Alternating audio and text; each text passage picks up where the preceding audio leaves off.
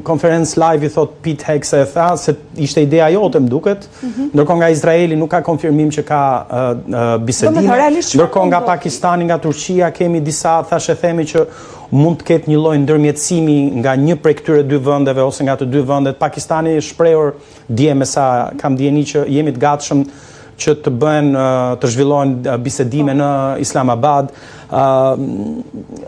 Amerikan konfirmon që mund të ketë bisedime, Irani thotë që nuk ka bisedime, pra nuk po merret vesh çfarë po ndodh. Ajo që po ndodh është që Hormuzi është bllokuar. Pra, u bë gjithë kjo luftë për të bllokuar Hormuzin dhe për të rritur çmimin e naftës. Dhe ju dhe unë po e paguajmë çdo ditë sot. Mua më desh të mbushja serbatorin para disa ditësh. Me njëherë reflektohet në Shqipëri, ndryshe nga çdo vend tjetër. Serbatorin mua më shkoi 97.000 lekë të vjetra, pra gati 100 euro. 100 euro për të mbushur serbatorin, është e tmerrshme. Po ngrit bordi i transparencës, zoti Gjoni.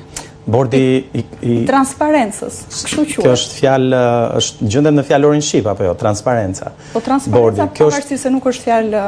Dgjoj, ndërsa po vija fjalë e fjalorit shqip, por ndërsa, po, se transparencën e kemi në gjak, prandaj nuk e kemi nevojë ta kemi në fjalor, është si puna e besës.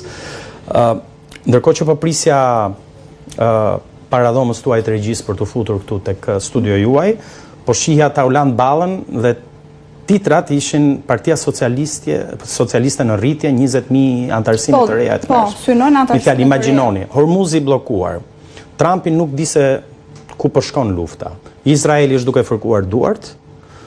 Dhe ne këtu paguajmë 2.200. Rama premtoi se do të uli me 20% akcizën. Po imagjinoni, ndërkohë që neve paguajmë 2.200 lek pra mbi 2 euro litrin e naftës, në Maqedoni është 1.500 lek aktualisht dhe mendohet të ulet sërish me ndërhyrje nga qeveria.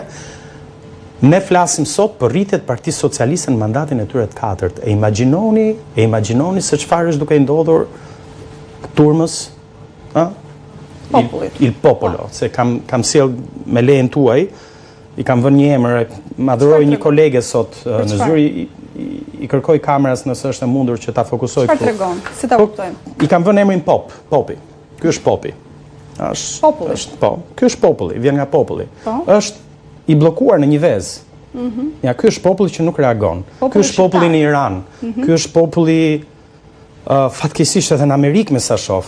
Ky është populli. Çfarë mund bëjnë popujt? Qytetarët nuk po reagojnë, të kërkojnë llogari nga politikanët e tyre. Në fundit, kjo është një luftë që po i kushton xhepit dhe buxhetit të familjeve perëndimore, po i kushton familjeve arabe, gjithë gjiri persik është i bllokuar për momentin.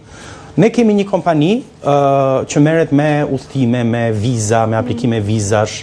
Kemi pas shumë kërkesa për në Dubai, edhe për udhëtime deri para disa kohësh. Është bllokuar komplet industria e turizmit në Dhe do ndikojë edhe në Shqipëri, mendoni? Dgjoj, shqiptarët e kanë mendje të paktën nga eksperjenca jon. Ata që ishin për në Dubai, është fokusuar më në fund, po, shumë mirë. Ky është Popi, të nderuar qytetar, shifeni veten në pasqyrë.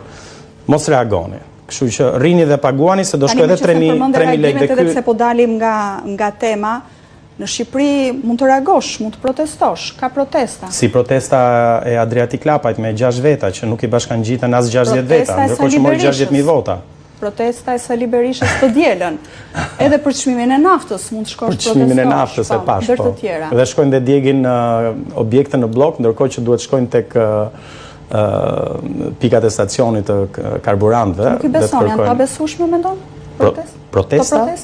Kemi thënë njërë në këtë studio. Jo, e kemi thënë, po gjithsesi është një reagim, është një revolt. Unë i besoj protestave...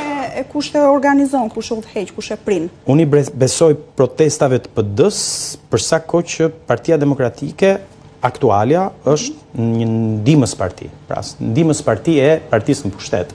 Kanë protesta këto. Kjo nuk është një popull që proteston, është një popull. Ky është një popull në vezë. Ky është një popull i bllokuar në vezë.